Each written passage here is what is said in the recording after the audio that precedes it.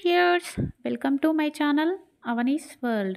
Gurur Brahma, Gurur Vishnu, Gurur Devo Maheshwaraha, Guru Sakshat Parabrahma, Tasmai Shri Gurave Namaha, Matrudevo Bhava, Pitrudevo Bhava, Acharya Devo Bhava. ఈరోజు ఓంకారం episode. ఈరోజు శనివారం, ఆశ్లేష నక్షత్రం, చాలా విశేషమైన రోజు.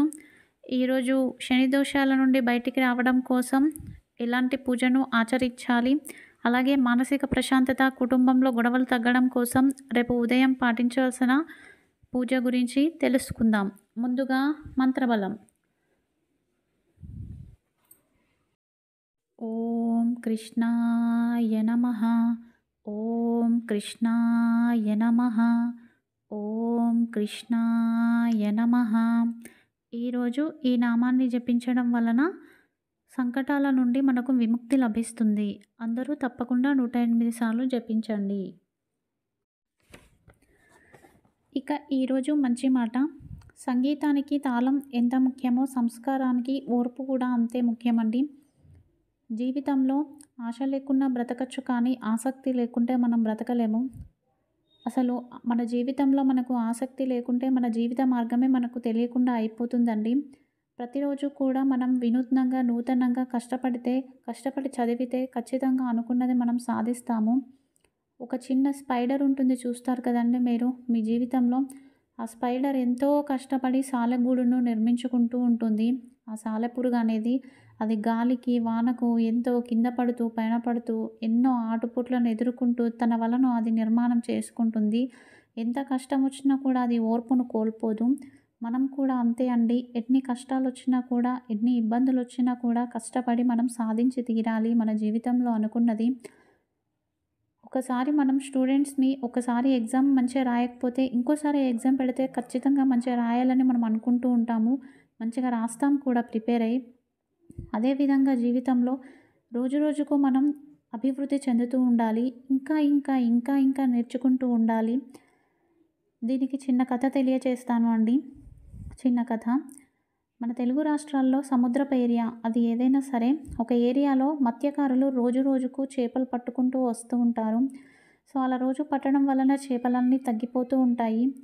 చాలా దూరం వెళ్ళి చేపలు తీసుకొచ్చినా అవి చచ్చిపోయి వాటికి రేట్ అనేది తగ్గిపోతుంది, విలువ అనేది. ఆ తర్వాత ఒక ఐస్ బాక్స్ తీసుకెళ్ళి ఆ ఐస్ బాక్స్లో ఆ చేపల్ని వేసుకొని వస్తారు. అయినా కూడా వాటికి విలువ అనేది ఉండదు, తగ్గిపోతుంది. ఆ తర్వాత ఒక పెద్ద ట్యాంక్ తీసుకొని వెళ్తారండి. ఆ ట్యాంక్లో అన్నీ వేసుకొని రావడం వల్ల, అన్నీ ఒకే దానిలో ఉండడం వల్ల అవి చచ్చిపోతూ ఉంటాయి. అప్పుడు కూడా వాటికి విలువ ఉండదు. ఇక ఇలా కాదు అని చెప్పేసి మత్స్యకారులందరూ బాగా తీవ్రంగా ఆలోచిస్తారండి. ఆలోచించి వాళ్ళు వేసే వలలో ఒక షార్క్ను వేసి విడిచిపెడతారు ఆ సముద్రంలో. ఆ షార్క్ ఎన్ని చేపలు కావాలో అన్ని తినని అని వదిలేస్తారు. కానీ మిగిలిన చేపలు ఏవైతే బ్రతకాలని అనుకుంటూ ఉంటాయో ఆ చేపలు మాత్రం ఆ షార్క్ నుంచి తప్పించుకోవడానికి యాక్టివ్గా ఉంటాయండి. సో అలా ఆ చేపల్ని తీసుకొచ్చి అమ్మితే వాటికి విలువ అనేది పెరిగిపోతుంది. అలాగే మన లైఫ్లో కూడా భయం, భక్తి అనేది ఉండాలి అండి. ఎప్పుడైతే మనకు భయం, భక్తి ఉంటుందో అప్పుడు మనం జీవితంలో చాలా జాగ్రత్తగా ఉంటాము, జాగ్రత్తమైన నిర్ణయాలు తీసుకుంటాము. చెడు మార్గాల్లోకి వెళ్ళలేము. భగవంతుడంటే భయం కాదండి, భగవంతుడంటే భక్తి ఉండాలి. నన్ను చెడ్డదారుల్లోకి తీసుకెళ్ళకు భగవంతుడా అని కోరుకోవాలి. భగవంతుడి మీద ప్రేమ ఉండాలి, ప్రేమగా మనం ఆరాధించాలి. అప్పుడే మనం జాగ్రత్తగా ఉంటాం. మన జీవితంలో మనకు భయము, భక్తి లేకపోతే మనకు అహంకారం ఎక్కువైపోయి ఇష్టారాజ్యంగా మనం ప్రవర్తిస్తాము. రోజు రోజుకు కూడా మనం అభివృద్ధి కావాలంటే కొత్త కొత్త నిర్ణయాలు తీసుకోవాలి, కొత్త కొత్త పద్ధతులు ఆచరించాలి అండి. అది జీవితంలో, చదువులో అయినా సరే, వ్యాపారంలో అయినా సరే, మనం చేస్తున్న పనిలో మనం ఎప్పుడు వినూత్న ఆలోచనలు చేయాలి. ఇది ఈరోజు మంచి మాట అండి. ఇక శ్రావణ మాసంలో శ్రావణ శనివారం రోజు గోవిందనామాలు పెట్టుకొని తిరిగేవారండి పూర్వపు రోజుల్లో. చాలామంది ఈ శ్రావణంలో నేలపై కూర్చొని తింటూ ఉంటారు. ఇంకా అరటి ఆకుపై భోజనం చేస్తారు అందరూ కూడా. ఎందుకంటే ఈ శ్రావణ మాసంలో వర్షాలు ఎక్కువ పడతాయి, పచ్చదనంగా ఉంటుంది మొత్తం. మొక్కలు పెరుగుతూ ఉంటాయి పూలతోని. ఆహ్లాదంగా, ఆకర్షణీయంగా ఉంటుంది. ఈ కాలంలో ఔషధ గుణాలనేవి ప్రకృతిలో ఎక్కువగా ఉంటాయి. అందుకే అరటి ఆకులు తినడం వల్ల ఆరోగ్యం అనేది ప్రాప్తిస్తుంది. పైగా శ్రావణ శనివారాలు వ్రతం చేస్తున్నట్లు కూడా ఉంటుంది అనే ఉద్దేశంతోని అందరూ అరటి ఆకులు తింటూ ఉంటారు. రోజు కంచంలో తింటే అది రోజు మనం తిని కడుక్కుంటాం కాబట్టి అది ఎంగిల్ అవుతుంది కదండీ! అదే అరటి ఆకుల్లో అయితే ఆ ఆకుల్లో మనం ఒక్కటే సారి మనం ఒక్కరమే తింటాము. సో, అదొక సాంప్రదాయాన్ని కాపాడే ఉద్దేశంతోని అందరూ పాటిస్తూ ఉన్నారు. ఇక నేను నిత్య పరిష్కారంలో ఏదో ఒకటి చెప్తున్నాను. మనం చేసే పూజలు, వ్రతాలు, మనం రోజు చేసే పనులే మన కర్మఫలాలను తగ్గిస్తాయండి. చాలామంది తల్లిదండ్రులు పిల్లల విషయంలో కంప్లైంట్స్ చేస్తుంటారు. మా అబ్బాయి చదవట్లేదు, మా అమ్మాయి ఇలా చేస్తుంది, అలా చేస్తుంది అని చెప్తూనే ఉంటారు. చెప్పిన మాట వినట్లేదు, మొండిగా ఉన్నారు, అల్లరి చేస్తున్నారని చెప్పేసి. పిల్లలు అలా అవుతున్నారు అంటే ఈ రోజుల్లో అంతా ఫోన్ మహిమ అండి. ఫోన్‌లో అన్నీ దొరికేస్తున్నాయి. అందులో మంచి ఉంటుంది, చెడు ఉంటుంది. సో, పిల్లలకి ఏది తీసుకోవాలనేది తెలియట్లేదు. మనం తల్లిదండ్రులు ఎంతో కష్టపడి పిల్లల్ని చదివిస్తున్న తల్లిదండ్రులున్నారు. కాయ కష్టం చేసి ఎంతో శ్రమపడి పిల్లల చదువు కోసమే జీవితాన్ని దారదత్తం చేసిన వారున్నారు. కానీ పిల్లలు మాత్రం అవేవీ ఆలోచించకుండా ఇట్లా పట్టించుకోకుండా వాళ్ళకి నచ్చిన దారిలో వాళ్ళు వెళ్ళిపోతున్నారు. పేరెంట్స్ కూడా పిల్లలు మంచిగా ఉండాలంటే కొన్ని సాక్రిఫైజెస్ చేయాలండి. అవి ఎలాంటి సాక్రిఫైజెస్ అంటే మనం పట్టించుకోవాలి. వాళ్ళు ఏం చేస్తున్నారు, ఎట్లా అనేది మనం చూస్తూ ఉండాలి అండి. వాళ్ళ కోసం మనం దగ్గరుండి అన్నీ చేయాలి. వాళ్ళ ముందు ఏం మాట్లాడాలి, ఏం మాట్లాడకూడదు అనేది మనం నేర్చుకొని ఉండాలి.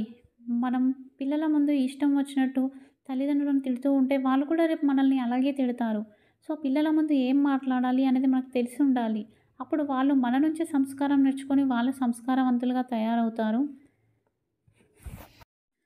ఇక ఈరోజు తారాబలం అండి. ఆశ్లేష నక్షత్రాన్ని నిత్య నక్షత్రంగా తీసుకుంటే అశ్విని, మఖ, మూల నక్షత్రం వారికి పరమమిత్రతార అండి. చాలా శుభకరం. భరణి, పూర్వాషాఢ నక్షత్రం వారికి మిత్రతార శుభకరం.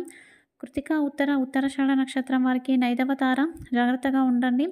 రోహిణి, హస్త, శ్రవణ నక్షత్రం వారికి సాధక తార శుభం. మృగశిర, చిత్త, ధనిష్ట నక్షత్రం వారికి ప్రత్యక్తార. ఆరుద్ర, స్వాతి, శతభిష నక్షత్రం వారికి క్షేమతార శుభం. పునర్వసు, విశాఖ, పూర్వభాద్ర నక్షత్రం వారికి విపత్తార. పుష్యమి, అనురాధ, ఉత్తరాభాద్ర నక్షత్రం వారికి సంపద తార. ఆశ్లేష, జ్యేష్ఠ, రేవతి నక్షత్రం వారికి జన్మతార, జాగ్రత్త వహించండి. ఇక ఈరోజు వాస్తు పరిష్కారంలో భాగంగా పెద్దవారు ఎప్పుడూ కూడా పైన ఉండాలి అండి. చిన్నవారు కింద ఉండాలి. అదేవిధంగా పెద్దవారు దక్షిణం వైపు ఉంటే చిన్నవారు ఉత్తరం వైపు ఉండాలి. అదేవిధంగా పెద్దవారు పడమట వైపు ఉంటే చిన్నవారు తూర్పు వైపు ఉండాలి అండి. ఇది సంప్రదాయం.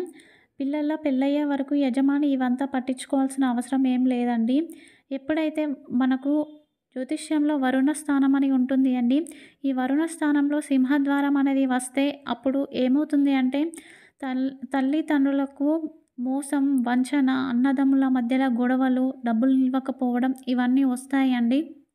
ఇలాంటప్పుడు మనం పరిష్కారంగా ఆ సింహద్వారాన్ని 3వ భాగానికి కానీ 1వ భాగం కానీ వచ్చేలా ఏర్పాటు చేయాలి. అలా కాకుండా అసలు మాకు ఎక్కడుందో తెలియట్లేదు అనే కన్ఫ్యూజన్ స్టేజ్లో ఉంటే ఒక శ్రీవాస్తు యంత్రం పెట్టుకుంటే అక్కడ ఈ ఇబ్బంది అనేది పోతుంది అండి. ఇక రేపు ఉదయం పూజ అండి. రేపు శ్రావణం ఆదివారం తృతీయ విశేషమైన రోజు. రేపు ఏదైనా విష్ణు ఆలయంలో తులసి దళాలు ఇచ్చి రావడం వలన మానసిక ప్రశాంతత, కుటుంబంలో గొడవలు అనేవి తగ్గుతాయండి. లేదంటే ఇంట్లోనే విష్ణుమూర్తిని తులసి అర్చన చేసి విష్ణు సహస్రనామం కానీ, విష్ణు అష్టకం కానీ, లేదంటే ఆదిత్య హృదయం కానీ చదవడం వలన కుటుంబంలో ప్రశాంతత ఏర్పడుతుంది. ఇక ఈరోజు యోగక్షేమం అండి. సప్తమ, అష్టమ స్థానాల్లో శని నీచ దశలో ఉంటే కలుగుతున్నటువంటి బంధన పరిస్థితులు అంటే మనకు కోర్టు కేసులు కానీ, జైలు ఇలాంటివి ఏదైనా ఉంటే వాటి నుంచి విముక్తి జరగడం కోసం ఈరోజు సాయంత్రం శనైశ్చరుడిని నువ్వుల నూనెతోని అభిషేకించి పూజించాలండి. ఇలా చేయడం కుదరని వాళ్ళు ఇంట్లోనే కాలభైరవాష్టకాన్ని పారాయణ చేయండి.